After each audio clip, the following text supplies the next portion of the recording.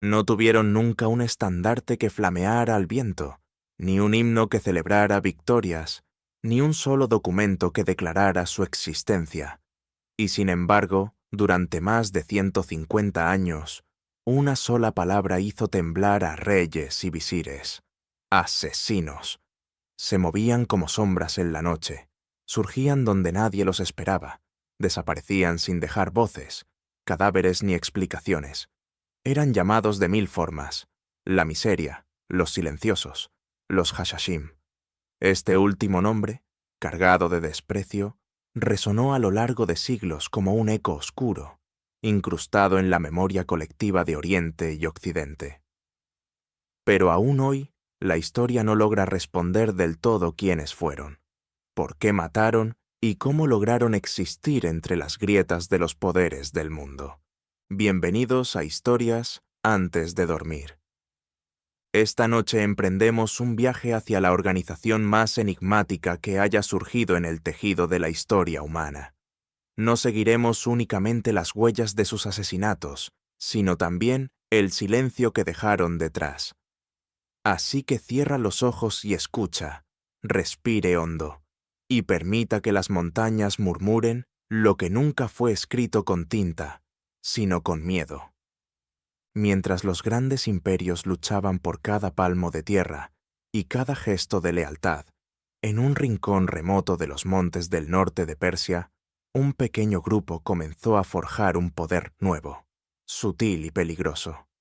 No tenían nación, ni ejércitos, ni tesoros, pero poseían algo que ninguna dinastía supo reconocer como el arma más mortífera del tiempo: la capacidad de sembrar el miedo en el corazón del enemigo. El fundador de aquella orden fue Hassan I-Saba, un erudito expulsado por la jerarquía religiosa dominante. No buscó convertirse en profeta, ni soñó con conquistar territorios como los generales de su época. Eligió, en cambio, el sendero más paciente y afilado: el pensamiento, la estrategia y una disciplina capaz de moldear voluntades. Tomó la fortaleza de Alamut no por la fuerza, sino con astucia, convicción y una calma impenetrable. Desde allí comenzó a reunir y formar a quienes, con el tiempo, alterarían silenciosamente el curso político de un continente. De lo que sucedía tras los muros de Alamut se sabe poco. Las crónicas sobrevivientes, casi todas escritas por enemigos, hablan de jóvenes entrenados no solo con armas, sino con ideas que los volvían imperturbables ante la muerte. Los supervivientes de ataques atribuidos a ellos decían siempre lo mismo: sus atacantes no parecían hombres comunes. Eran tranquilos, silenciosos, inquebrantables. No huían, no pedían clemencia, no mostraban orgullo. Había en sus ojos una aceptación absoluta del final. Y eso, más que la muerte misma, aterrorizaba a los poderosos. La imposibilidad de comprender qué clase de convicción podía convertir a un ser humano en instrumento perfecto. En un mundo donde la fuerza se medía por ejércitos, caravanas de oro y sangre derramada por miles, los hombres de Alamut demostraron que un solo cuerpo dispuesto a morir podía modificar el equilibrio de un imperio. No luchaban contra un reino, sino contra un sistema que proclamaba que solo los fuertes podían decidir quién vivía y quién debía desaparecer. Hassan I-Saba sabía que una guerra abierta sería su destrucción, así que enseñó a su orden a volverse invisible. Dejó que los enemigos se desgastaran bajo el peso del propio miedo, imaginando amenazas en cada esquina, sospechando de sus propios aliados, debilitándose antes de que un solo cuchillo fuese desenvainado. No era solo una táctica, era una filosofía entera. Dentro de Alamut no existía la obediencia ciega. Había estudio, reflexión, debate y un sentido profundo de propósito. Los jóvenes elegidos para convertirse en fidaí, los que serían capaces de dar la vida en un instante, no eran moldeados con gritos ni castigos, sino con persuasión y pensamiento crítico. No eran meros asesinos, Eran la encarnación viva de una idea, la resistencia contra la opresión. No buscaban gloria ni riqueza, no dejaban detrás más que el cuerpo sin vida de su objetivo y el temblor que recorría la corte del enemigo cuando entendían que ningún título, ningún ejército, ninguna muralla garantizaba seguridad absoluta. Cualquier hombre podía ser alcanzado. Cualquier noche podía ser la última. Aquella era la genialidad de su estrategia. Implantar un miedo sin rostro, un miedo que los enemigos alimentaban solos. La paranoia se volvió tan letal como los cuchillos. Lo que suele olvidarse es que los llamados Hashashim no eran criaturas de tinieblas, como inventaron los relatos posteriores. Tenían una filosofía compleja, una visión del mundo, una estructura intelectual profunda. Pero la historia rara vez trata con justicia a quienes se colocan fuera del orden dominante. En lugar de ser recordados como estrategas o pensadores revolucionarios, recibieron un nombre destinado a mancillar su fe. Hashashin, supuestos consumidores de hashish, una acusación repetida por sus adversarios para desprestigiarlos. Y aún así, por más que su reputación fuera deformada, su sombra sobrevivió a los siglos. Un grupo sin país ni ejército logró que buena parte del cercano Oriente temiera al sueño. Aunque la fortaleza de Alamut yace hoy en ruinas, el temblor que inspiraba su nombre aún persiste. Porque aquella fortaleza no se levantó solo sobre piedra, sino sobre la paciencia, la disciplina y la convicción de quienes creyeron que el mundo podía cambiar, no por la fuerza brutal, sino por la precisión absoluta de una idea inquebrantable.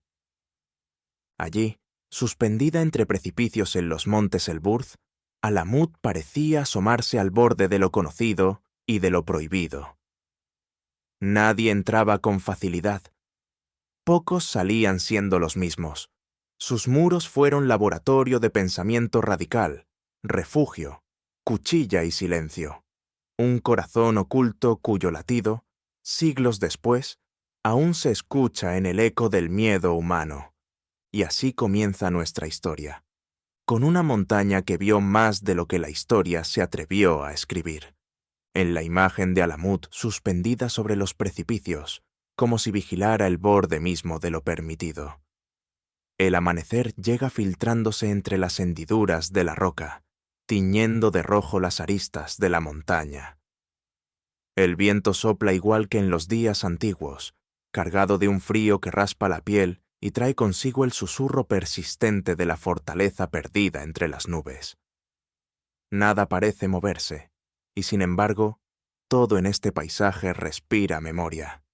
Desde abajo, el macizo de los montes Elburz se levanta como una muralla natural, laderas afiladas, gargantas estrechas, acantilados que caen en caída libre hacia valles cubiertos de niebla.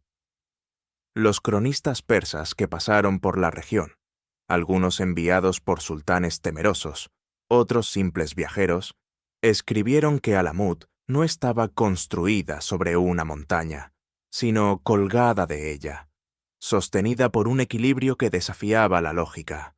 Una fortaleza que parecía flotar y que, según los rumores, había sido elegida por su fundador, porque un águila le señaló aquel lugar al posarse sobre un risco imposible. No puede ser obra de manos humanas, murmuraban los comerciantes que atravesaban la ruta hacia Kazvin, deteniéndose a mirar hacia arriba mientras bebían agua de sus odres. Dicen que allí arriba el aire es tan delgado que ni los pecados pueden subir, que los que viven ahí no duermen, que no sangran, que el que los dirige nunca baja al valle. Sus voces quedaban atrapadas entre los paredones de roca y se desvanecían rápido, como si la montaña no tolerara por mucho tiempo palabras humanas. Las aldeas cercanas vivían siempre de espaldas y de frente a Alamut al mismo tiempo. Necesitaban sus caminos, pero temían su sombra. Los inviernos eran largos allí arriba. Las casas de adobe crujían bajo las ventiscas. y el olor del fuego de enebro impregnaba las ropas de quienes vivían en aquellas laderas. A pesar de la dureza de la región, las rutas eran transitadas.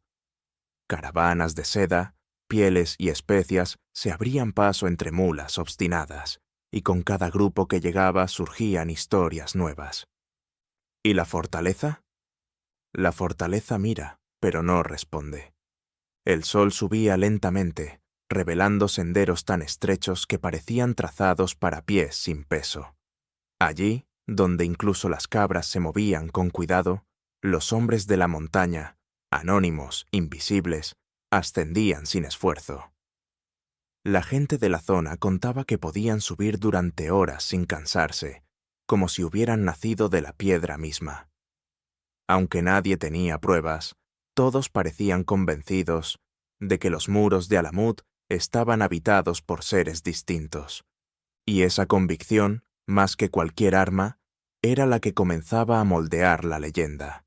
Lo cierto es que la fortaleza estaba estratégicamente emplazada. Desde sus torres, que aún en ruinas permiten imaginar la vista, se dominaban los valles hacia el sur, los pasos hacia Kazvin, las rutas caravaneras y los senderos por donde los ejércitos selyúcidas podían intentar aproximarse. No había forma fácil de atacarla sin ser visto desde horas antes. Las crónicas persas hablan de ese lugar como la aguja clavada en la garganta del valle.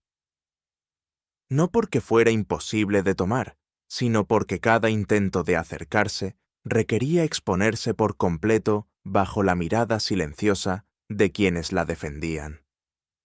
Así, mucho antes de convertirse en un poder político, Alamut se convirtió en símbolo. Los hombres hablaban de ella sin haberla visto nunca. Las mujeres advertían a los hijos pequeños que no señalaran la montaña de noche.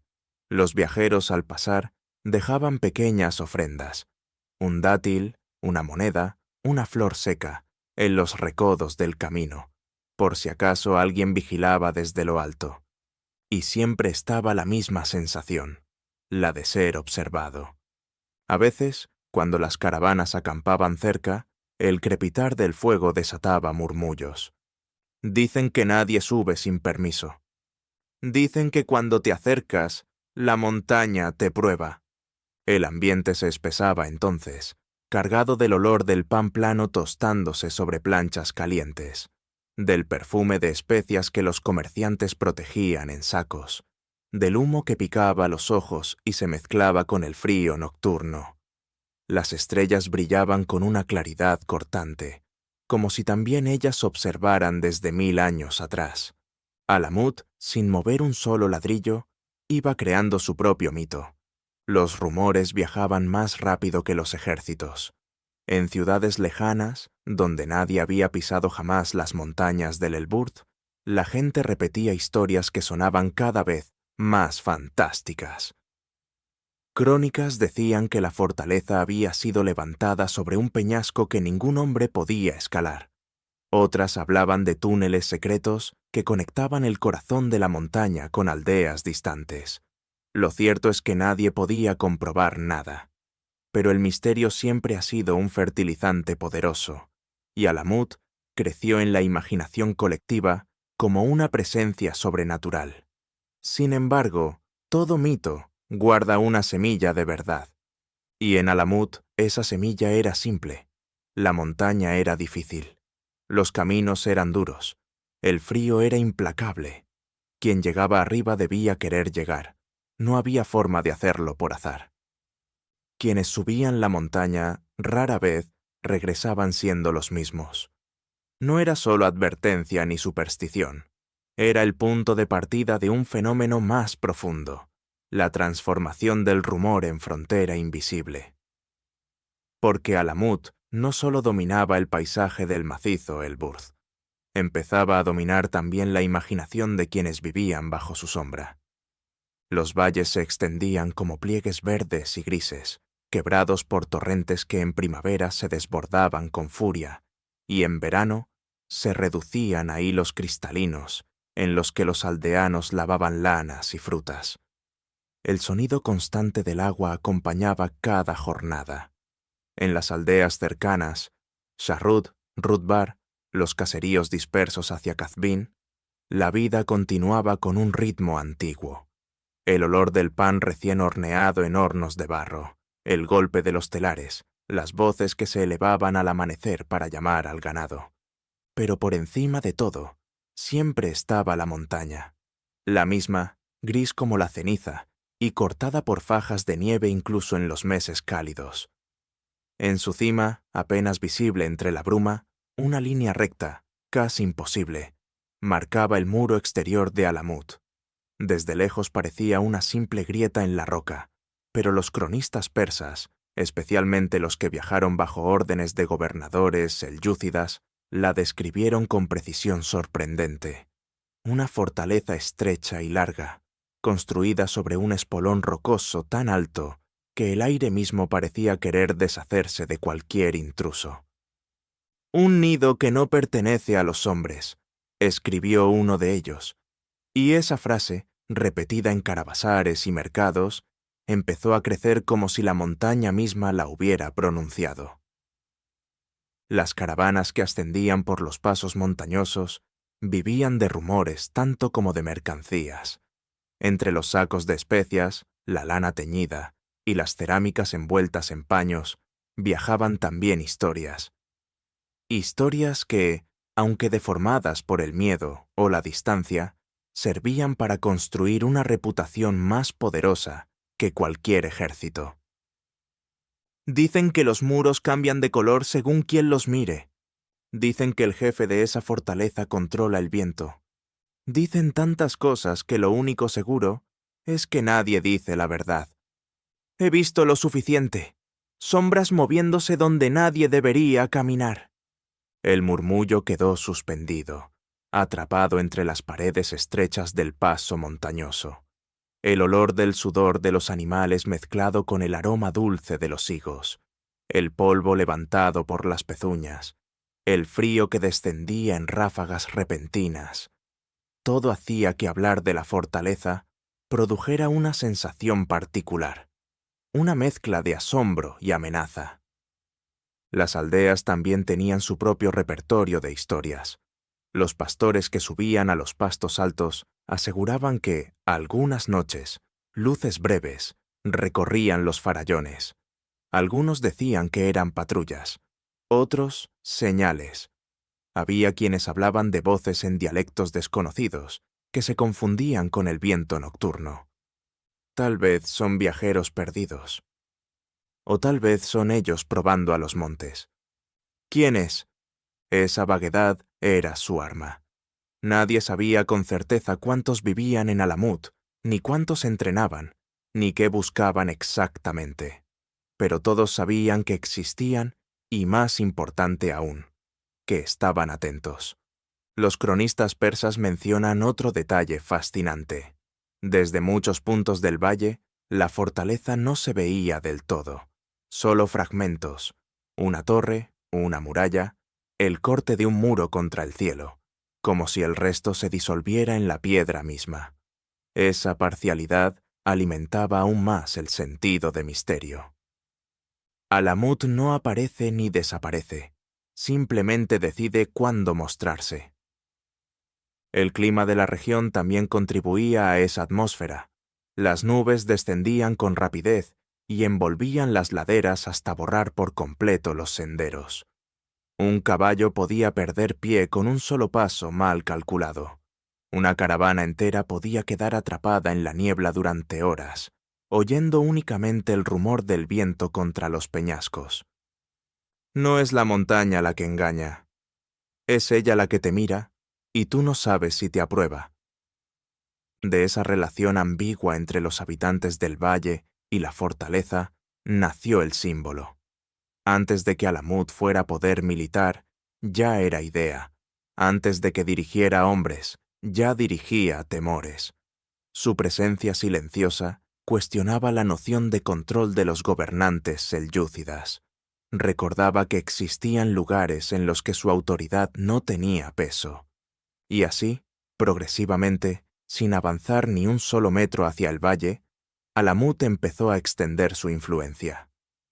A través del respeto involuntario, del recelo y de los relatos que viajaban más allá de los caminos comerciales, la fortaleza comenzó a ser mencionada en ciudades lejanas como Rai, Isfahán o Nishapur. Todos sabían su nombre. Casi nadie conocía su forma completa. Un símbolo había nacido. Y sin embargo, el misterio permanecía intacto. Alamut seguía allí, inmóvil, vigilante, indiferente al murmullo humano que crecía a sus pies. Quienes subían la montaña rara vez regresaban siendo los mismos. Esa frase no solo recorría los valles cercanos a Alamut, empezaba a filtrarse más allá, viajando de boca en boca hasta alcanzar ciudades donde nunca se había visto la silueta gris del macizo Elburz, y mientras el rumor crecía entre aldeanos y caravanas, los poderosos del sultanato selyúcida lidiaban con tormentas mucho más profundas, tormentas que ninguna montaña podía contener. El vasto territorio que los selyúcidas habían dominado, que alguna vez pareció imparable, comenzaba a fragmentarse desde dentro. Las líneas de tensión, invisibles al principio, se ensanchaban como grietas en una muralla fatigada por el tiempo, y en esas grietas, en esos silencios de poder mal sostenido, surgían fuerzas nuevas, algunas legítimas, otras inevitables, otras simplemente inevitables porque reflejaban un mundo que ya no respondía a viejas estructuras. Las cortes selyúcidas, que en otro tiempo habían resonado con música, poesía y la voz firme de administradores seguros de sí mismos, habían perdido su orden. El aroma del incienso ya no lograba ocultar el olor metálico de la desconfianza. Entre los visires y emires corrían palabras afiladas como dagas. Algunos intentaban acercarse al sultán Malik Shah, otros conspiraban para desplazar a rivales políticos. Todos temían el filo de la lengua de Nizam al-Mulk, el gran visir cuya sombra parecía extenderse sobre cada decisión. Nizam al-Mulk, hombre de cálculo meticuloso, había sido durante décadas el pilar que sostenía el edificio del poder selyúcida. Su obra más conocida, Siyasat-Nameh, había trazado un ideal de orden político: justicia para los súbditos, vigilancia sobre los gobernantes, firmeza contra los enemigos internos. Pero incluso él sabía que las tensiones religiosas que recorrían el territorio no podían borrarse solo con doctrina. En los corredores de Isfahán, los diplomáticos hablaban en voz baja de las comunidades chiíes marginadas, de doctrinas perseguidas, de líderes obligados a vivir entre sombras. La presión era constante. Impuestos más severos, vigilancia militar, límites a su participación en la administración. Todo esto se acumulaba, capa tras capa, sobre un resentimiento silencioso que los poderosos preferían no ver, o que, tal vez, ya no sabían cómo manejar sin incendiar aún más el tablero político. La lealtad debe mantenerse con firmeza. La lealtad no se mantiene con presión, se mantiene con justicia. ¿Y qué es la justicia ahora? En medio de esas discusiones, los informes sobre movimientos de grupos disidentes aumentaban. Había cartas interceptadas, mensajeros capturados, rumores sobre reuniones en aldeas de montaña. La bruma política se espesaba como la niebla que envolvía a Alamut al caer la tarde, y aunque nadie en la corte había puesto aún nombre a esa creciente inquietud, todos percibían un cambio en la atmósfera. Era en estas pinturas de incertidumbre donde los rumores sobre la fortaleza empezaban a llegar, no como relatos folclóricos, sino como advertencias. En los valles era solo susurro de pastores, en las cortes se volvía una sombra estratégica. Dicen que se han organizado, sosteniendo un cuenco de vino especiado. Dicen que su líder no teme a ningún sultán. Dicen muchas cosas, pero hay algo que no es un rumor. La gente está cansada. Las palabras flotaron en la sala privada donde conversaban, golpeando con suavidad las paredes de estuco decorado. Afuera, el sonido de los vendedores en el bazar nocturno llegaba como un murmullo lejano. Olor a almendras tostadas, a aceite caliente, a humo de brasas. Los poderosos solían ignorar esos sonidos, pero ahora parecían recordarles algo incómodo. Su control ya no era absoluto. Las tensiones internas se agravaban por las intrigas palaciegas. Algunos visires buscaban aliados entre facciones militares. Otros negociaban con gobernadores de provincias que actuaban casi como reyes independientes. El sultán, aunque fuerte, no podía estar en todas partes, y allí donde su mirada no llegaba, el desorden germinaba. Algunos poetas de corte, más perspicaces que los administradores, lo dijeron sin tapujos en versos que corrían en secreto. Un imperio que se quiebra no ruge. Primero susurra, y en ese susurro caminan aquellos que saben leer el silencio. Mientras tanto, en mesas de consejo, Nizam al-Mulk hablaba de disciplina y vigilancia.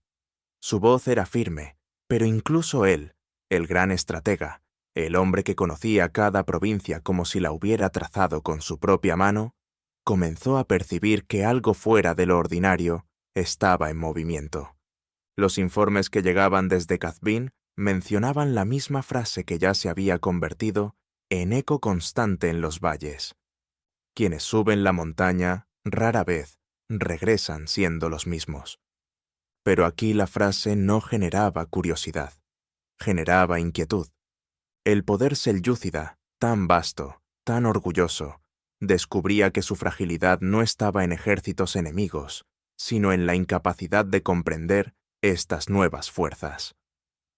Fuerzas que no marchaban con estandartes, que no reclamaban territorios, que no dependían de la fuerza bruta. Porque, como empezaba a repetirse entre visires y embajadores, casi siempre en voz baja, casi siempre mirando por encima del hombro. Ha surgido un enemigo que no lucha como los demás. Aquella frase, repetida en los corredores del poder selyúcida, viajaba como una sombra larga sobre territorios que jamás habían visto la silueta de Alamut. Y sin embargo, mientras en las cortes crecían el desconcierto y el miedo, en la fortaleza misma reinaba una calma distinta, una calma construida, pensada, casi tallada con la misma paciencia con la que se pule un manuscrito antiguo. Porque el secreto más profundo de los Fidai no era la daga, era la mente. Dentro de Alamut, las prácticas formativas no comenzaban con armas, sino con textos. Los manuscritos ismailíes, copiados con un cuidado casi devocional, algunos traídos desde bibliotecas de Rai, Nisapur o Cairo, se extendían en mesas de madera oscura, donde el olor a tinta fresca impregnaba el aire. El silencio no era obligatorio, era natural, como si las propias paredes hubieran aprendido a respirar de forma contenida. Los espacios de estudio estaban iluminados por lámparas de aceite, cuya luz temblaba suavemente, arrancando destellos de los márgenes decorados. Vi ahí, en ese ambiente tibio, donde jóvenes de aldeas remotas encontraban uno de los primeros desconciertos. Nadie les exigía obediencia ciega, nadie les gritaba, nadie los instruía con castigos. La educación comenzaba con preguntas. Un registro anónimo, probablemente de uno de los instructores de finales del siglo XI, describe una frase que se repetía cada mañana. La fuerza sin pensamiento es una puerta cerrada. La fuerza con pensamiento es un camino. A partir de ese principio, los Fidai eran guiados por maestros cuya función no era imponer una doctrina rígida, sino enseñar a observar las grietas del mundo, filosofía, teología, lógica, astronomía básica, retórica, incluso música, no porque quisieran formar eruditos, sino porque deseaban formar claridad. Un hombre que comprende por qué actúa, no vacila. ¿Y un hombre que no comprende? Ese es peligroso, porque no sabe que es instrumento de otro. Cada día era, de algún modo, un entrenamiento para aprender a mirar el mundo desde arriba, con la misma perspectiva que ofrecía la roca donde se asentaba Alamut. La doctrina del sacrificio no se enseñaba como una obligación, se presentaba como una consecuencia natural de la libertad interior. Quien ofrece su vida no la pierde, decía un texto atribuido a un misionero ismailí anterior al ascenso de Hassan y Sabah, la transforma en acto. Los instructores no dramatizaban esas palabras, tampoco las ocultaban. Las leían y las dejaban reposar en el aire, como la nieve que a veces caía de forma lenta, casi ceremoniosa, sobre los patios interiores. El sacrificio era, para los Fidaí, una forma de coherencia. No buscaban la fama que perseguían los guerreros de los grandes imperios, tampoco la gloria en cantos o poemas. Al contrario, su objetivo era desaparecer, no como sombra sino como convicción, no por miedo, sino para que su acto sobreviviera a su nombre. Un manuscrito conservado en recopilaciones posteriores describe así su disciplina. El Fidaí aprende a borrar el yo, no para extinguirlo, sino para evitar que interfiera. El yo teme, la misión no. Ritos discretos acompañaban ese proceso. Antes de cada entrenamiento físico, los jóvenes bebían agua fresca de una fuente tallada en la roca, un gesto que simbolizaba no la purificación, sino la claridad. Luego, en espacios abiertos, practicaban movimientos precisos, silenciosos, casi meditativos. La mayoría no empuñaba aún armas verdaderas. Utilizaban dagas de madera, más pesadas de lo que parecían, para que aprendieran a anticipar el desgaste del cuerpo. No busques matar. ¿Es diferente? Completamente. Uno mata por impulso, el otro actúa por propósito. Era en esa distinción donde nacía la esencia de los Fidaí, la noción de que la muerte no era el acto central, sino el último eslabón de una cadena larguísima de pensamiento, preparación y convicción. La daga no era símbolo, era consecuencia. Desde una terraza alta, el sonido de los ejercicios se mezclaba con los olores del viento frío que descendía del Elburz. Pino, piedra húmeda, nieve recién asentada. La fortaleza entera parecía participar del aprendizaje. Las murallas, inclinadas con el ángulo exacto para resistir la caída de rocas.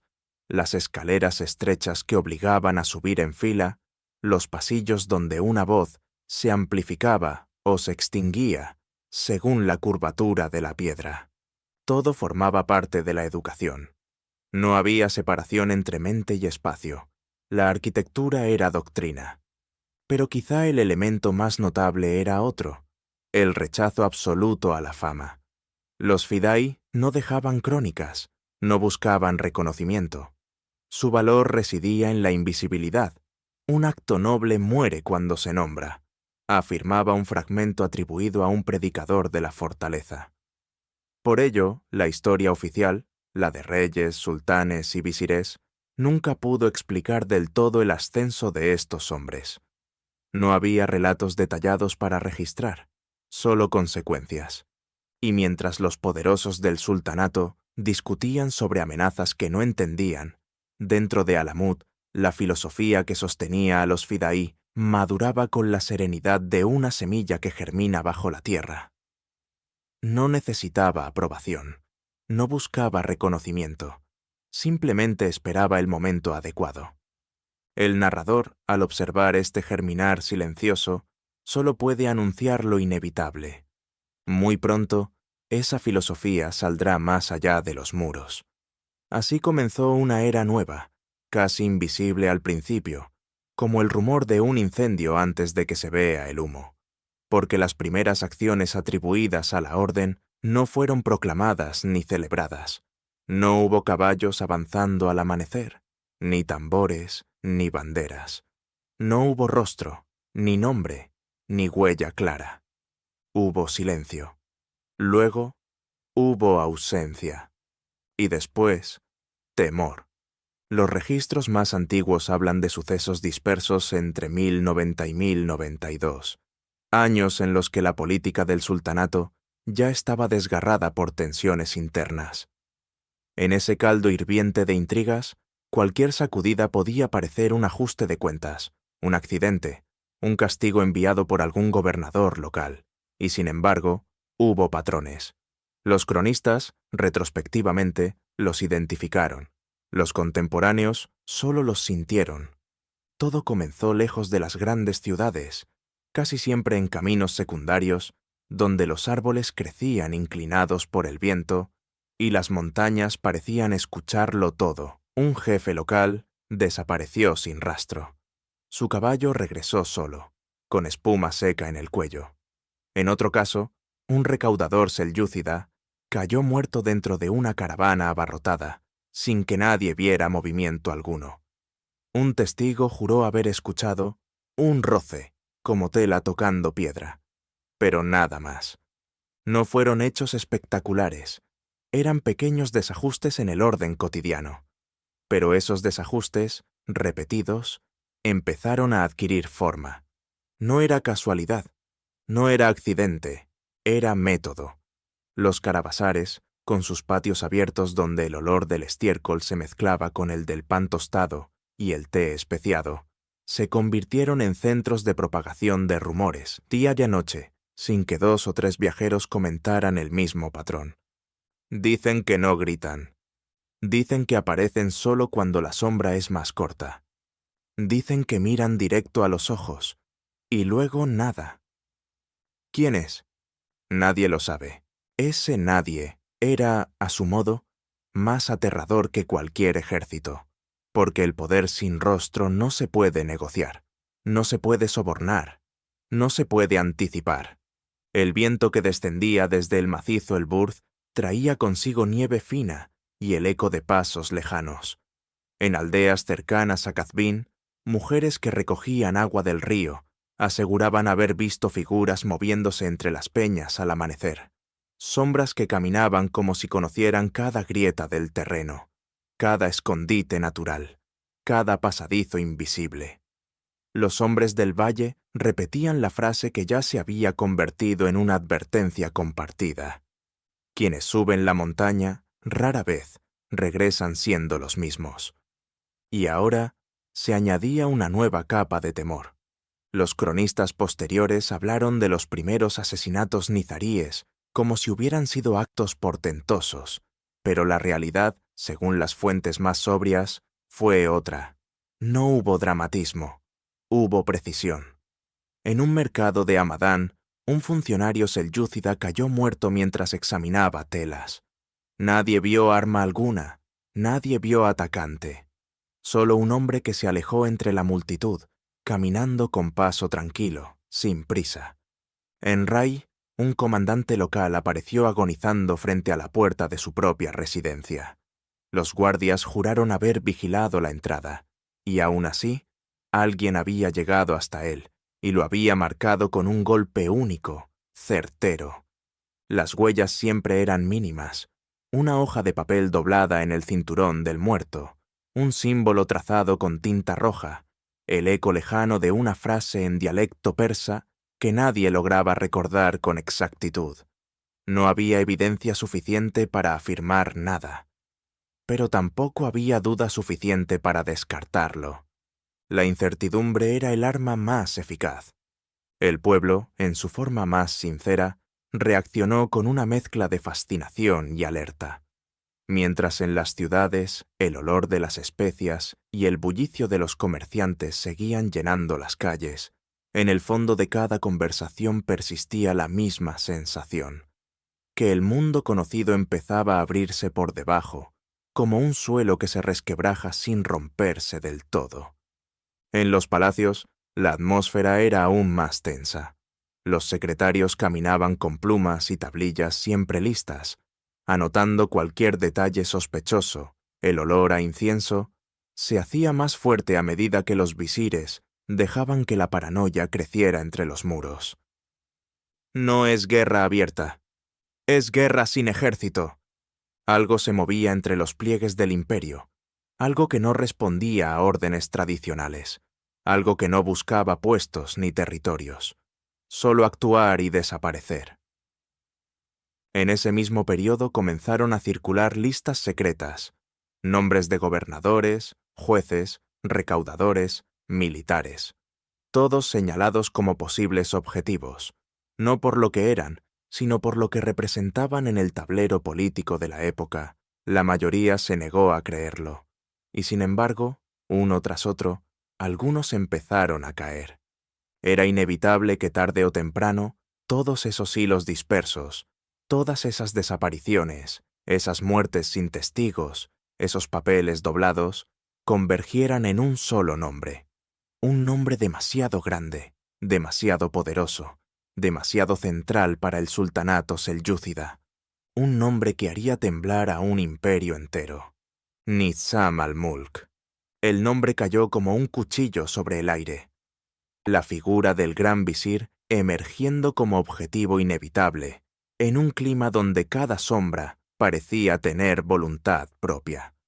Pero incluso, al situar aquel nombre en el centro de los rumores, nada preparó al imperio para lo que ocurriría en 1092. Los cronistas más cercanos a la corte describen ese año como un periodo en que los presagios se mezclaban con el polvo de los caminos. Los buscadores de fortuna decían ver cometas. Los astrólogos, grietas en el orden celestial. Los mercaderes, señales más prácticas. Guardias nerviosos, rutas alteradas, emisarios que viajaban con doble escolta.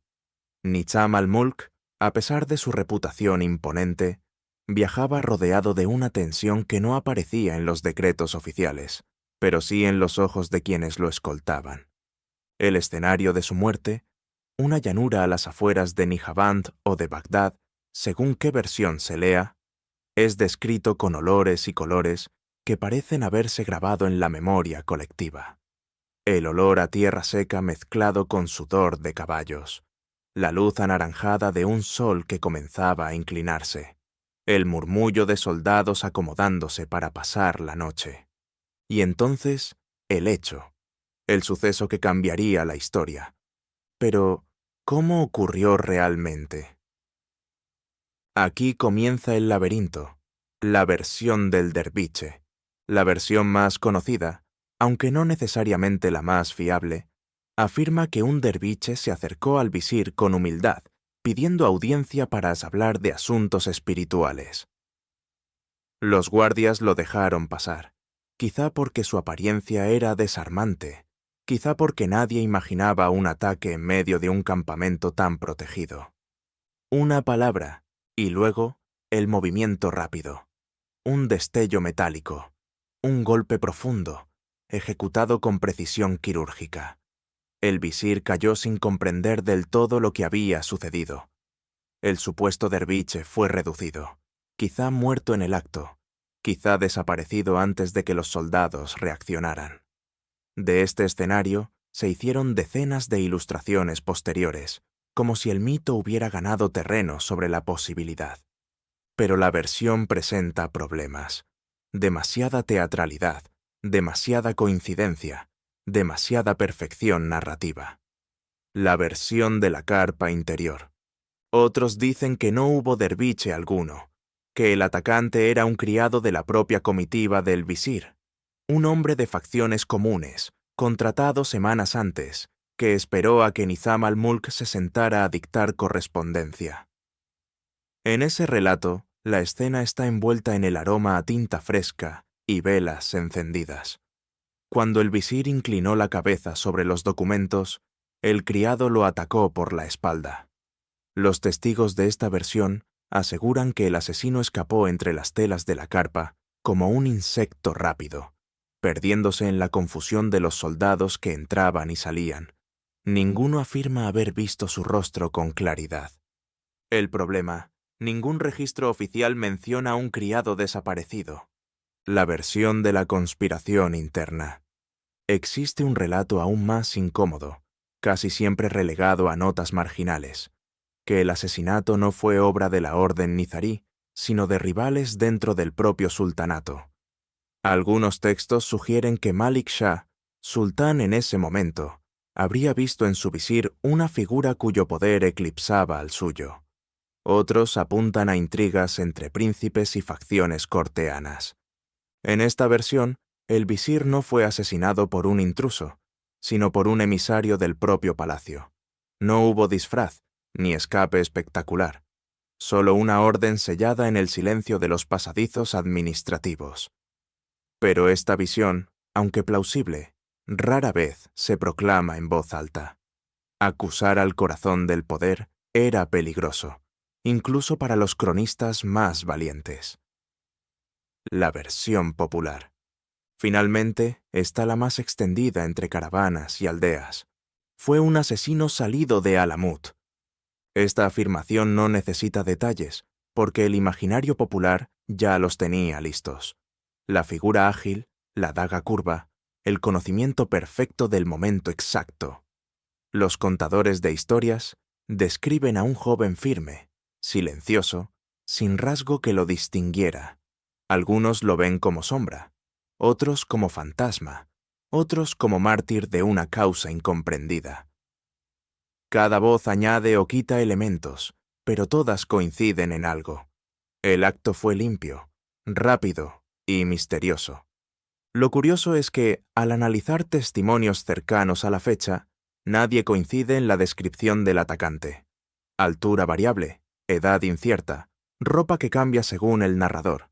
A veces incluso, el arma cambia. Daga, aguja envenenada, cuchillo oculto en una túnica. Nada es sólido. Todo es niebla. De entre las versiones, lo único seguro es el resultado. El visir murió antes de que cayera la noche.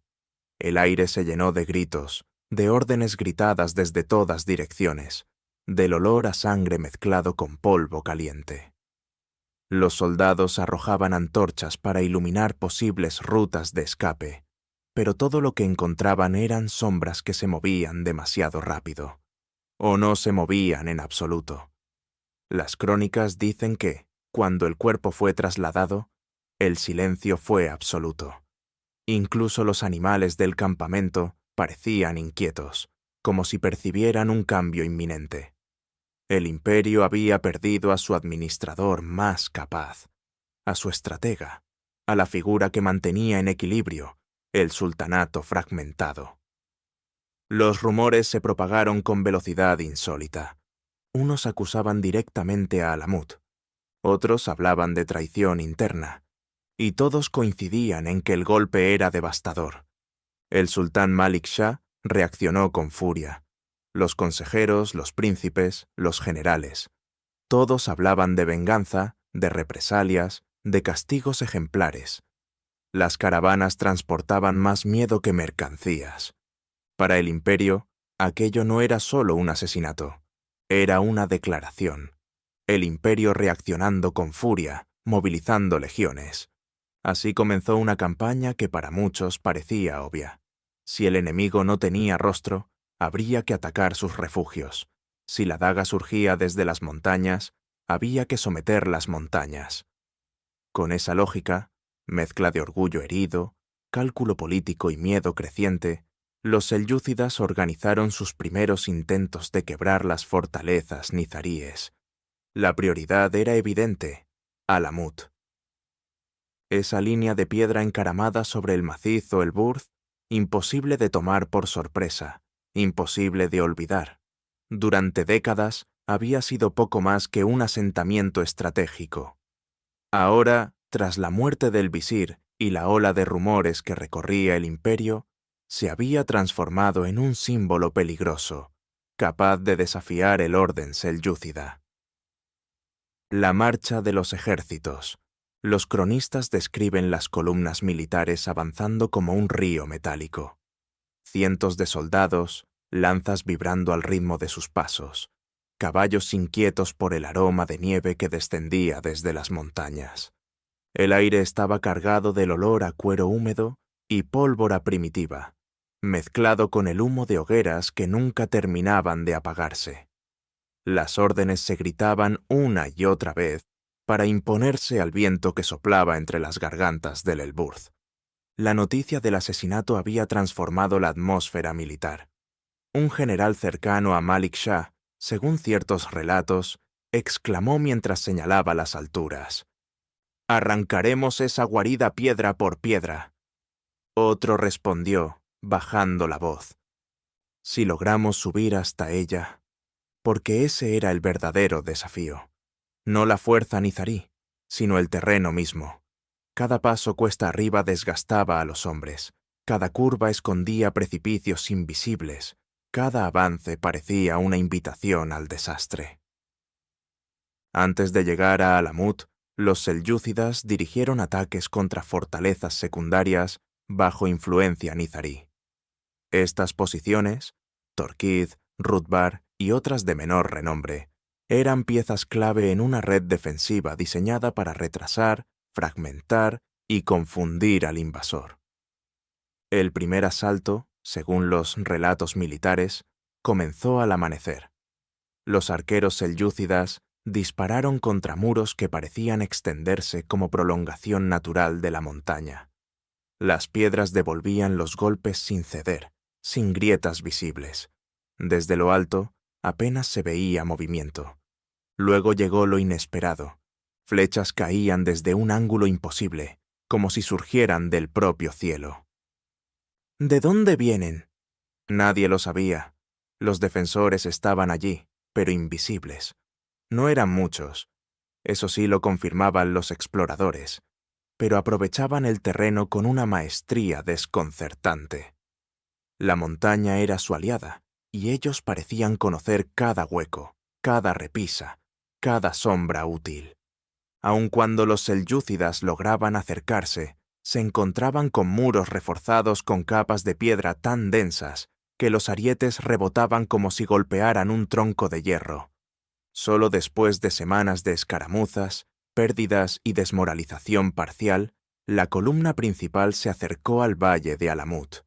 Y allí, la imagen que encontraron fue suficiente para silenciar a toda la tropa. La fortaleza no se alzaba, flotaba. No literalmente, por supuesto, pero así lo describían los soldados, incapaces de encontrar palabras más precisas. La roca sobre la que se asentaba surgía de la montaña como un dedo colosal apuntando al cielo, y sobre él las murallas parecían un nido de águila al que ningún depredador podía llegar. El olor del viento era distinto allí, mezcla de hielo, de musgo y de una quietud casi religiosa. El silencio resultaba antinatural. Incluso los animales de carga se inquietaron. No parece una fortaleza humana. Los ingenieros selyúcidas examinaron el terreno. Hablaron de catapultas, de túneles improvisados, de cortar suministros. Pero todo plan tenía un punto débil: el acceso. Solo 2 caminos conducían hacia lo alto, ambos estrechos, ambos vigilados, ambos mortales para cualquier ejército que intentara ascender en formación. Comenzó entonces un sitio que mezcló determinación con frustración. Los selyúcidas levantaron campamentos a la sombra de la montaña, donde las noches eran tan frías que los hombres despertaban con la barba escarchada. Encendieron hogueras cuya luz rojiza parpadeaba contra los acantilados, creando la ilusión de gigantes oscilando sobre ellos. En los primeros días, intentaron bombardear las murallas con catapultas. Las piedras ascendían describiendo arcos torpes, golpeaban los muros y caían rodando sin causar daños visibles. Desde arriba, ninguna respuesta. Apenas alguna flecha ocasional, lanzada con precisión insultante. Los ataques directos fueron peores. En cada intento de ascenso, los soldados eran sorprendidos por rocas que caían sin previo aviso, proyectiles arrojados desde ángulos imposibles, o flechas disparadas con una calma que desesperaba. Y sin embargo, los defensores seguían siendo pocos, muy pocos. El verdadero enemigo no eran ellos, sino la geografía. La montaña repelía a los invasores como si tuviera voluntad propia. Después de semanas de desgaste, los selyúcidas estaban listos para un gran asalto final. Habían convocado refuerzos, habían reorganizado formaciones, Habían preparado tablones, escalas, recubrimientos protectores. Pero entonces ocurrió lo que las crónicas llaman la noche del presentimiento. Sin señales previas, sin ataques masivos desde Alamut, sin bajas extraordinarias, los generales observaron cómo la moral del campamento se desmoronaba de manera inexplicable. Algunos soldados juraban haber visto figuras moviéndose entre las rocas, demasiado cerca, demasiado silenciosas. Otros despertaron sobresaltados, convencidos de haber sentido pasos entre las tiendas. Un rumor se extendió como enfermedad. Nos observan desde dentro del campamento. No hubo prueba alguna. No hubo ataque. Solo miedo. Puro, inmediato, paralizante. Y al amanecer, los comandantes tomaron la decisión más sorprendente de la campaña: ordenar la retirada completa. No porque hubieran sido derrotados en combate abierto, no porque carecieran de fuerza, sino porque algo en las montañas, algo invisible, algo inexplicable, había quebrado la voluntad de un ejército entero. La retirada inesperada, acompañada de ese miedo que nadie sabía explicar, no marcó el final de la influencia nizarí. Al contrario, fue el inicio de algo más profundo, porque cuando un imperio retrocede sin comprender por qué, deja tras de sí un vacío que otros llenan. Y en las montañas del Elburz, ese vacío se llenó con silencios, promesas y alianzas que no se registraron en pergaminos, sino en miradas, en ríos de caravanas, en aldeas que comenzaban a pronunciar nombres prohibidos solo en susurros. La derrota psicológica de los selyúcidas dio origen a un fenómeno inesperado: la extensión de una red invisible que no necesitaba ejércitos para expandirse. Los cronistas posteriores, desconcertados ante la rapidez con la que la influencia nizarí se extendió por Irán y Siria, hablan de acuerdos sin tinta, alianzas selladas en sombra. No eran tratados oficiales, eran pactos construidos desde la intuición de que enfrentarse a los nizaríes significaba desatar la tormenta. En los márgenes de los caminos comerciales, donde las caravanas descansaban en carabasares de madera perfumada por el humo de cáñamo y leche caliente, se escuchaban conversaciones como esta. Dicen que no atacaron a los selyúcidas, que solo esperaron y dejaron que el miedo hiciera el resto. ¿Cómo luchas contra algo que no ves? Esas caravanas, que viajaban desde Gurgán hasta Kazvin, desde las arenas de Siria hasta las nieves persas, eran las arterias del imperio. Y pronto, sin que nadie pudiera señalar el momento exacto, comenzaron a funcionar como mensajeras no oficiales de la orden. Un jefe tribal del Caspio, según algunos relatos, recibió a emisarios nizaríes sin escolta. Ellos no ofrecieron oro, no ofrecieron títulos, solo observaron el valle desde la tienda de cuero, y dijeron: «Si nos dejas pasar, tus enemigos pensarán 2 veces antes de acercarse». Era un ofrecimiento sutil, casi intangible. Era una forma de seguridad construida no con muros, sino con reputación. Y muchos aceptaron. En las faldas del Elburz, aldeas que antes vivían ajenas a disputas imperiales, empezaron a adoptar prácticas curiosas. Algunas ofrecían refugio temporal a viajeros solitarios que subían hacia fortalezas nizaríes. Otras enviaban alimentos, no por obligación, sino por una mezcla de respeto y temor. Una anciana de Rutbar, entrevistada por un cronista 2 generaciones más tarde, recordó: «No les veíamos casi nunca, pero sabíamos cuándo habían pasado. El silencio del bosque cambiaba. Los perros no ladraban, y al amanecer, sobre las piedras del camino, encontrábamos flores que nadie había cortado en los campos. A veces, esa colaboración nacía del miedo. A veces, del deseo de pertenecer a algo que parecía mayor que cualquier rey. A veces, simplemente porque en aquellas montañas el poder no se medía por coronas, sino por la capacidad de desaparecer». Mientras los selyúcidas intentaban reorganizarse, los nizaríes trabajaban en otra dirección. No conquistaban grandes ciudades, no necesitaban vastos territorios. Levantaron, en cambio, una red de fortalezas distribuidas estratégicamente desde Irán hasta Siria. Lamsar, Shadid, Kalat al-Mudik, Masyaf, cada una situada en puntos casi imposibles de atacar. Desde el aire, ese conjunto habría parecido las raíces de un organismo extendiéndose, aferrándose a la tierra para no ser arrancado. Y como raíces, se comunicaban. No con mensajerías visibles, sino con un sistema de corredores, señales y caravanas discretas que transportaban mensajes cifrados en simples telas teñidas. Cada fortaleza conocía solo lo necesario. Ningún comandante sabía más de lo que debía. Así, la red sobrevivía aunque una rama cayera.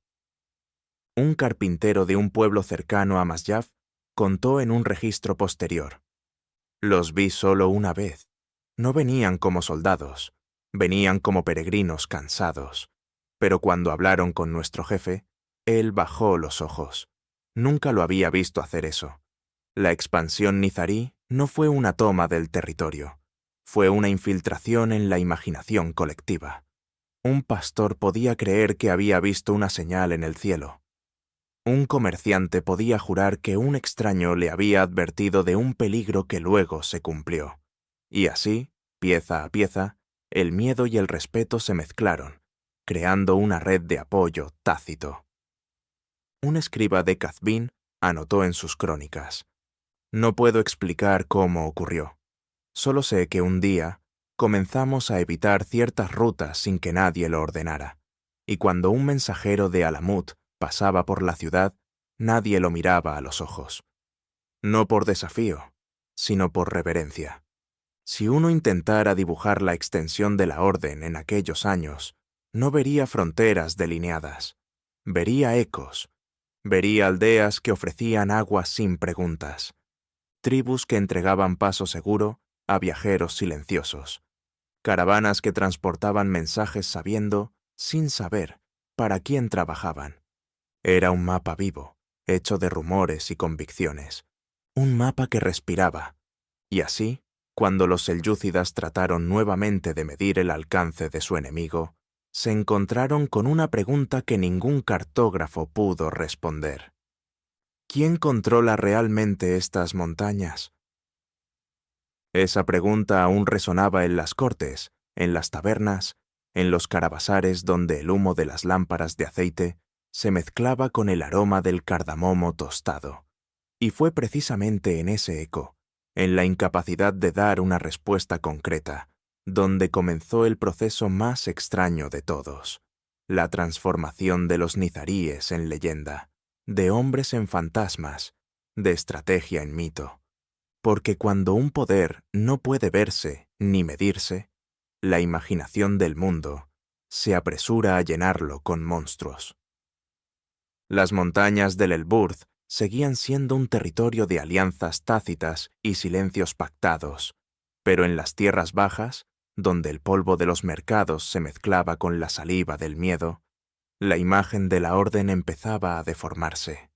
En las ciudades, algunos hablaban en voz baja, como para evitar atraer la atención de seres invisibles. Dicen que beben un brebaje que les hace olvidar el miedo a la muerte. Dicen que caminan entre los tejados sin dejar sombra. Dicen que sus ojos arden en la oscuridad. Nadie tenía pruebas, pero nadie pedía pruebas. El sonido de un cuchillo afilándose en un callejón bastaba para que un grupo de jóvenes se dispersara. El olor de incienso fuerte podía interpretarse como señal de un ritual nizarí. Las historias crecían sin dueño, sin control, como hierba salvaje que nadie se atreve a arrancar. La red nizarí, en realidad, necesitaba muy poco para expandirse. El miedo hacía la mayor parte del trabajo. Allí donde una sombra se movía con rapidez, se suponía que era un emisario de Alamut. Allí, donde alguien murmuraba demasiado cerca del poder, se asumía que pronto recibiría la visita de un Fidai. Ese miedo tenía peso, tenía olor, tenía sonido. Olor a humo frío en las madrugadas, cuando un noble despertaba convencido de haber escuchado pasos. Sonido metálico en el ambiente, aunque no hubiera espadas desenvainadas. Y una sensación táctil en la nuca, la certeza de ser observado. Esa atmósfera, esa tensión colectivamente imaginada, fue el terreno fértil donde comenzó la demonización.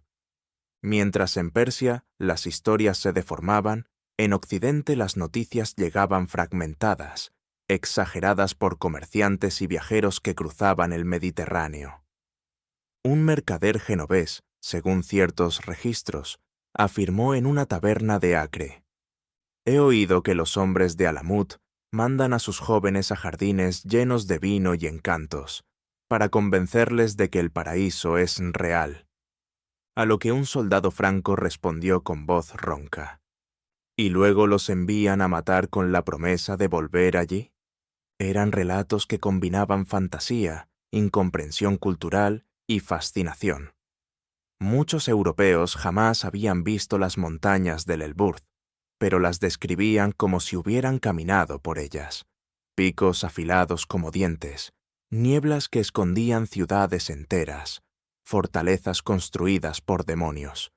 Y allí, en esos ecos mal comprendidos, comenzó a surgir la palabra que cruzaría siglos y continentes: asesín. Los textos cruzados, algunos de ellos escritos décadas después de los hechos, mencionaban un grupo misterioso llamado Hashishin. Pero el término, probablemente nacido de un insulto lanzado por enemigos selyúcidas, viajó sin contexto. En Europa, la palabra se transformó, perdió sus matices, ganó otros. Dejó de significar lo que quizás nunca significó, y se convirtió en un sinónimo universal de asesino oculto. Un monje de Antioquía escribió: «Temen la muerte menos que los niños temen al sueño». Otro, más imaginativo: «Su líder gobierna desde una torre de fuego, enviando a sus hombres a morir con solo un susurro». Nada de eso tenía base sólida. Pero las leyendas no necesitan cimientos, solo necesitan repetirse. A medida que los relatos viajaban, la figura del Nizarí se convertía en algo casi inhumano. Los detalles reales de su entrenamiento filosófico, su énfasis en la disciplina intelectual, el estudio del Corán y de ciencias racionales, desaparecían en favor de historias más simples y más aterradoras.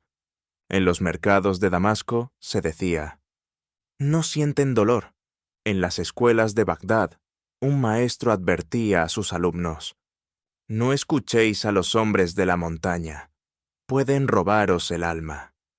En Europa, la palabra adquiría un tono casi místico. «Beware the assassini». Todo era exageración, y sin embargo, todo servía a un propósito involuntario: fortalecer la presencia simbólica de la orden. Un noble podía temer más a un posible fidai que a un ejército entero. Un visir podía cambiar una decisión solo por imaginar un puñal bajo su almohada.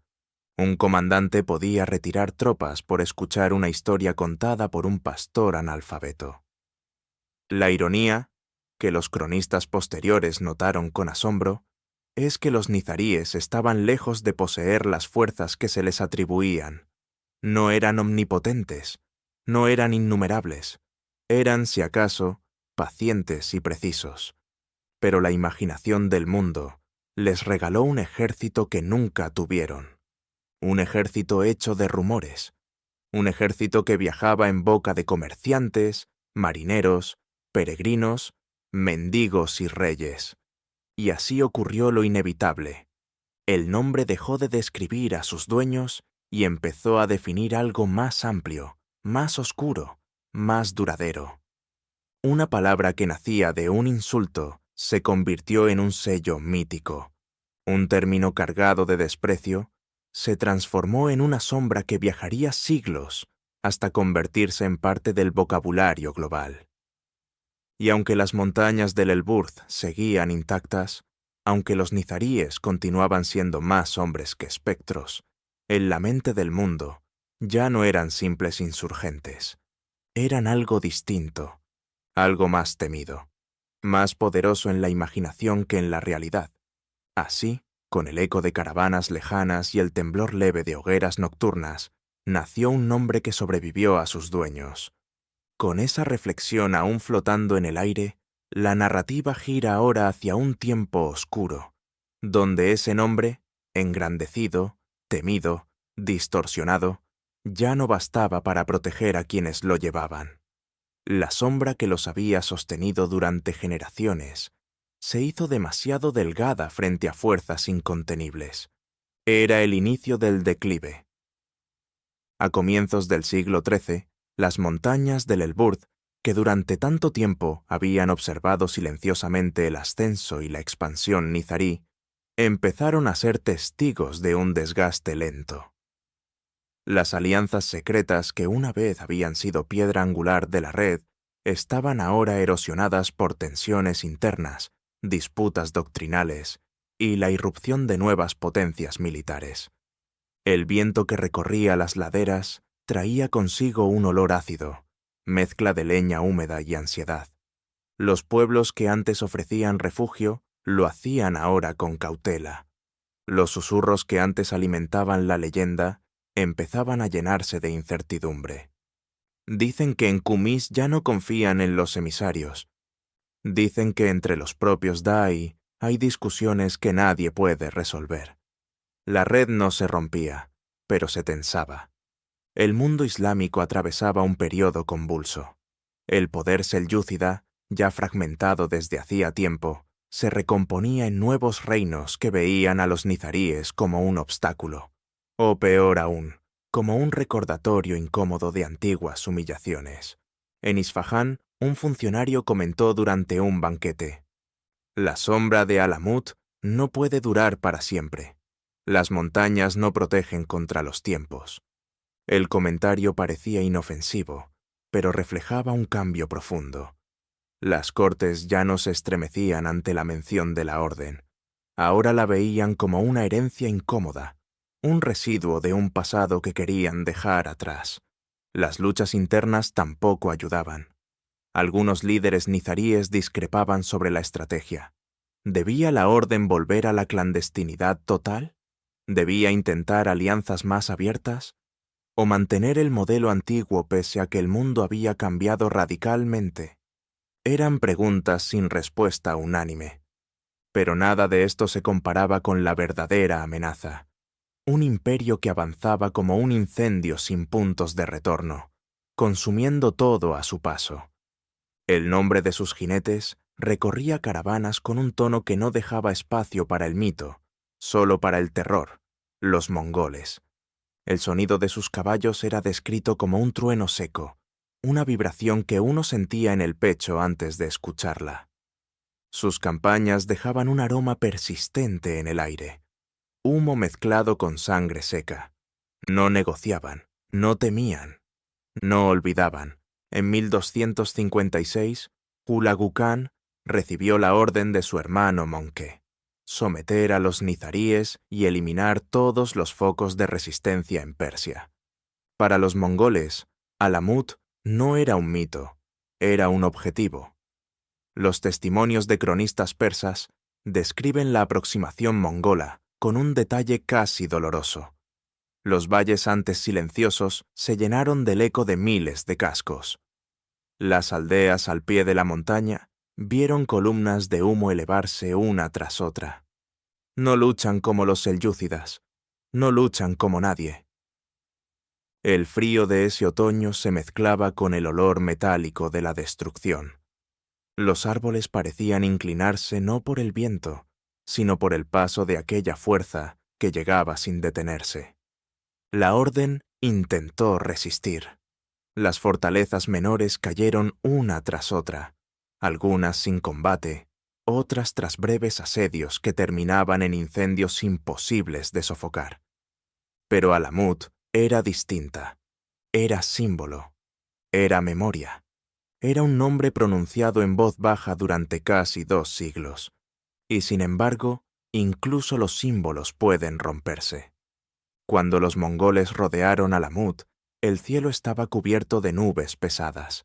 Los cronistas hablan de una luz gris que convertía la montaña en un perfil sombrío, como si ya fuera una ruina antes de ser destruida. Los asediados olían la humedad acumulada en las piedras, el polvo reseco que se desprendía con cada impacto de las máquinas de asedio. Desde dentro, algunos comentaban en voz baja: ¿es este el fin del nombre que sobrevivió a sus dueños? El viento llevaba esas palabras hacia los enemigos, aunque ellos no pudieran entenderlas.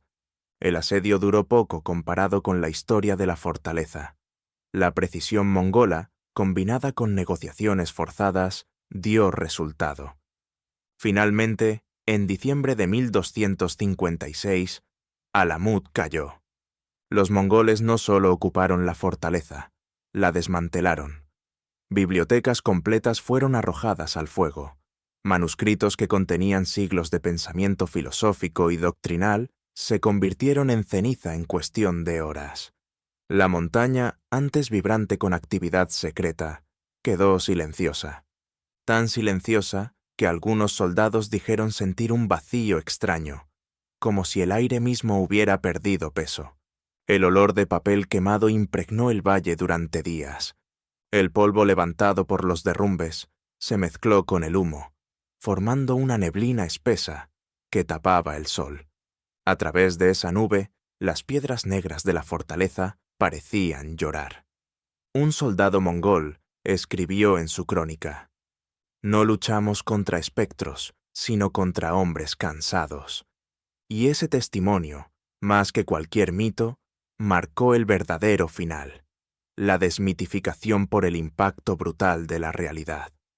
Con Alamut reducida, la red Nizarí perdió su corazón.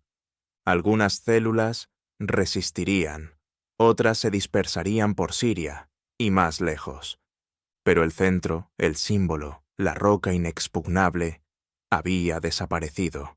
Solo quedó la montaña, la misma que había sido reina, atalaya, refugio y advertencia. Y mientras los últimos soldados mongoles abandonaban el valle, un viento seco levantó una nube tenue sobre las ruinas. Se elevó lentamente, flotando entre lo que quedaba de los muros, antes de disolverse en el aire frío. Parecía un suspiro. El polvo que se elevaba sobre las ruinas, como un suspiro, se disipa ahora en un tiempo distinto. Siglos han pasado desde aquel último aliento de Alamut, y sin embargo la montaña persiste, como si su memoria hubiera arraigado más profundamente que las murallas que la historia derrumbó. El narrador avanza por ese mismo valle, ya no ocupado por ejércitos, sino por el silencio áspero del viento moderno. Las ruinas que hablan con el viento. Hoy, Alamut es una cicatriz visible en la roca, un conjunto de muros derruidos, plataformas quebradas y túneles excavados que apenas insinúan la grandeza que un día desafió a imperios enteros. El sol cae sobre los restos con un brillo opaco, como si incluso la luz dudara en tocar aquello que una vez inspiró temor y reverencia. Un arqueólogo iraní, entrevistado en una expedición reciente, dijo mientras pasaba la mano por una piedra ennegrecida: «No buscamos reconstruir la leyenda, solo comprender cómo vivían realmente. La historia es menos ruidosa de lo que pensamos. El aroma del polvo seco se mezcla con el del tomillo salvaje que crece entre las grietas. A veces, una ráfaga de viento levanta partículas finas que parecen bailar sobre las estructuras rotas». El visitante podría imaginar que son las últimas palabras de una crónica olvidada.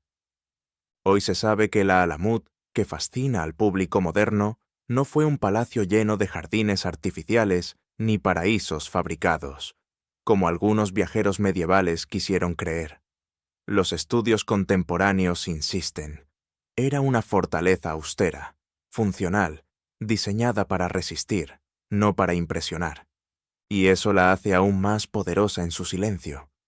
Mientras se observa el horizonte desde la cima, es inevitable preguntarse qué queda realmente del movimiento que una vez habitó estas alturas. No es el poder militar, borrado por las hordas mongolas. No es la organización política, fragmentada en diásporas y reinterpretaciones. Lo que perdura es más intangible. Una forma de pensar, una insistencia en la búsqueda intelectual que caracterizó a la tradición ismailí durante siglos. En bibliotecas modernas, en Teherán, París, Londres, reposan manuscritos que sobrevivieron por azar, tratados filosóficos, correspondencias doctrinales, reflexiones metafísicas que hablan de un mundo donde la fe y la razón no estaban en conflicto, sino entrelazadas. Un especialista occidental, consultado para un documental reciente, comentó: «Lo sorprendente no es la violencia asociada a los nizaríes, sino la sofisticación intelectual que la mayoría de la gente desconoce. Si pensamos en ellos solo como asesinos, perdemos el 90% de lo que fueron. El aire en la cima huele a minerales y roca expuesta. Uno siente que cada respiración está mezclada con vestigios de siglos. La filosofía persiste de una forma que los muros no pudieron. En la diáspora ismailí moderna, en debates académicos, en la reinterpretación de símbolos que se creían perdidos.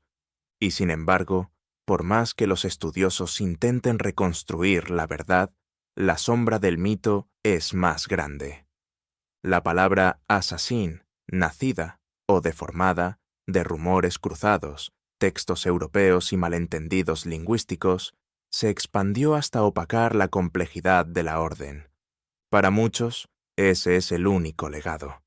A los pies de la montaña, un guía local relataba a unos visitantes: «Aquí vivían aquellos que podían matar a un rey con una sola daga. Eso dicen, aunque quién sabe si fue así. El tono era mitad orgullo, mitad duda, porque la línea entre la realidad y la leyenda nunca ha estado clara en Alamut. Las leyendas se han convertido en una especie de bruma que cubre la historia real. Cuentos de jardines secretos, jóvenes narcotizados, ritos ocultos, todos ellos desacreditados por los estudios modernos, pero aún atrapados en la imaginación global. Es como si el mundo necesitara que Alamut fuera más mito que historia, más sombra que cuerpo, más advertencia que recuerdo». Las preguntas que permanecen abiertas. La modernidad ha devuelto Alamut a la luz, pero no ha resuelto el enigma. Los arqueólogos siguen sin saber cómo era exactamente la disposición interna de algunas salas. Los historiadores debaten sobre la estructura de mando. Los lingüistas no logran reconstruir por completo ciertos textos, desaparecidos en los incendios mongoles. El narrador recorre un corredor derrumbado. El olor a tierra antigua impregna el aire. El eco de los pasos se mezcla con un silencio que parece cargado de siglos. El paisaje se abre de pronto hacia un acantilado, donde el viento golpea con una fuerza casi ritual. Allí, frente a ese vacío inmenso, surge una pregunta inevitable. ¿Quiénes fueron realmente los que habitaron esta altura? ¿Fanáticos? ¿Filósofos? ¿Rebeldes? ¿Sabios? ¿Héroes de su propia causa? ¿O víctimas inevitables del tiempo? Una investigadora iraní, especializada en la historia nizarí, lo resume mejor que nadie. Si buscas respuestas definitivas, Alamut te decepcionará, pero si escuchas lo que su silencio intenta decir, aprenderás más que con cualquier crónica. Las piedras no hablan, pero guardan memoria. El viento no escribe, pero transporta ecos. Al descender de la fortaleza, el aire se vuelve más cálido. Los colores del valle cambian, del gris árido de la cima al ocre suave de las tierras bajas. A cada paso, el visitante siente que deja atrás no solo una ruina, sino una pregunta que continúa creciendo, que continúa insinuando, que continúa vibrando con la misma intensidad que hace siglos. Porque Alamut no es solo un lugar, es una herida histórica, una metáfora, un espejo en el que cada generación proyecta sus temores y deseos, un mito que se resiste a morir, incluso cuando sus muros ya no se sostienen. Y cuando finalmente se vuelve la vista atrás, la montaña permanece allí, inmóvil, gris, desgastada por el tiempo, pero aún desafiante. Una presencia que parece observar al mundo moderno con la misma paciencia con la que observó imperios caer. Quizá nunca sabremos quiénes fueron, pero el mundo aún tiembla ante la sombra que dejaron. Gracias por escuchar con paciencia. Este no es el final. Considera suscribirte si te interesan estas historias llenas de misterio. Si hay una historia y misterio que les gustaría que exploráramos, deja un comentario bajo este video.